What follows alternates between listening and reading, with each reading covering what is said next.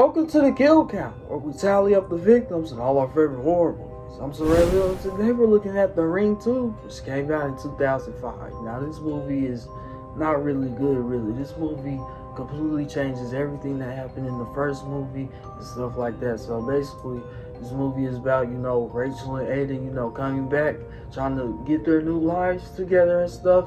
And, Samara can now kill people whenever the fuck she wants. It's not the 7 days shit that was how it was in the Japanese movie and the remake. It's not like that no more. She can kill you whenever the fuck she wants to, and nothing in this movie really never made sense to me, and this felt like I was just watching bullshit the whole time. But how many people die in this movie when Samara can kill people whenever she wants to now? Let's find out. Let's get to the kills.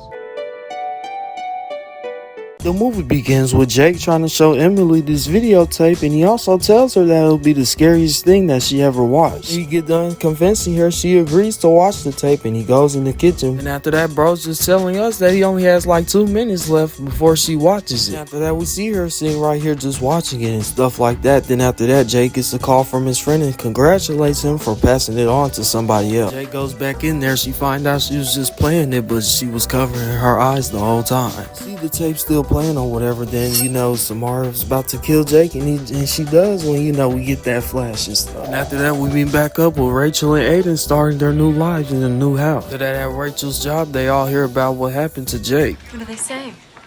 High school student, male, 17, address 442 Ridge. We are going where it all happened to go look at Jake's face and stuff like that. Then randomly, Samara just pops up out of that bag for some reason. And we also see her going into the house to, go get that tape. She goes out somewhere just to burn it. So yeah, we come back to Aiden and we see him just now getting up trying to figure out what's going on with the TV. And he tries to turn it off, but the tape just randomly starts playing on there. And all this water just starts coming out of nowhere, even coming out of that couch. So yeah, turns out this is all but nothing that a dream that Aiden done had. We see them at this marketplace where Rachel goes to meet up with all these other people. Now they're on their way home, and then she just found out that Aiden was sick and stuff like that, and then they get attacked by deers when they're on their way back home. So yeah, then after that we see him getting his temperature checked, and it's a 93.9. See Rachel going back into Aiden's room to go check on him, but she sees Samara just standing right there, and then that tree just pops up from the first movie with Aiden just standing right there. See Rachel going back to her job in that busted up car. She goes to her office to tell Aiden about this tape that she found.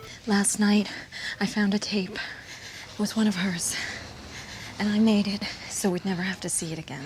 Then we meet up with Max, and he's willing to help Rachel out with this stuff going on. They take Aiden back to Max's house so he can get in this tub so his body temperature can cool down. You see Max just sitting right here on the phone until that door just slowly starts to shut randomly, and then bro tries to break in there with water just flooding out of there. Then Rachel gets back, and then she ends up breaking up in there. Aiden's still in the bathtub, and all this water just going up to the ceiling. She tries to get Aiden out of there, but Samara just ends up popping up out of there, and then she tries to drown her and stuff like that.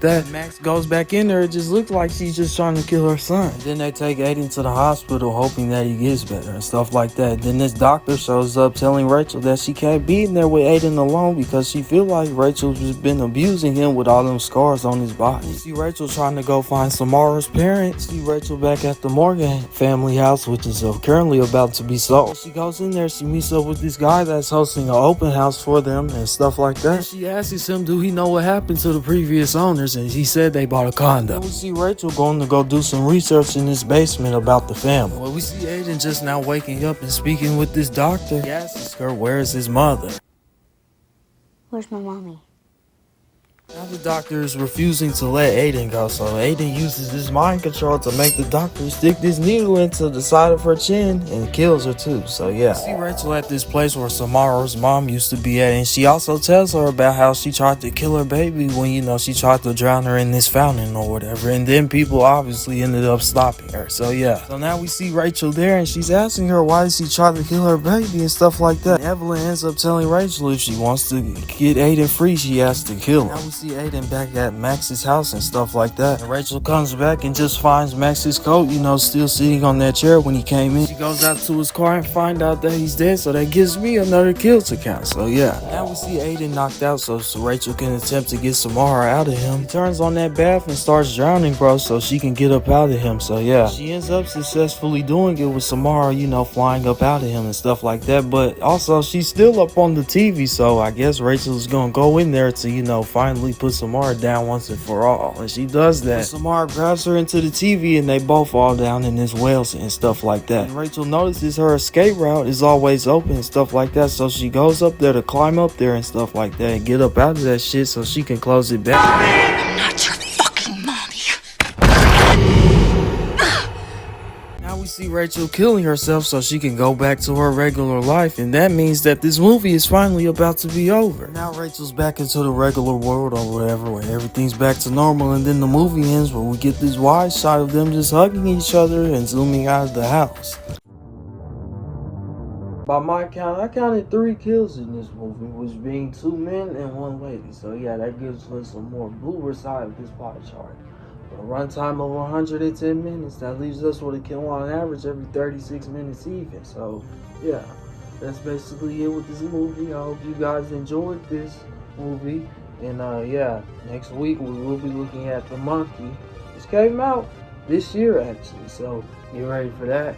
And yeah, until next time, I'm Terrell. This has been the Kill Count.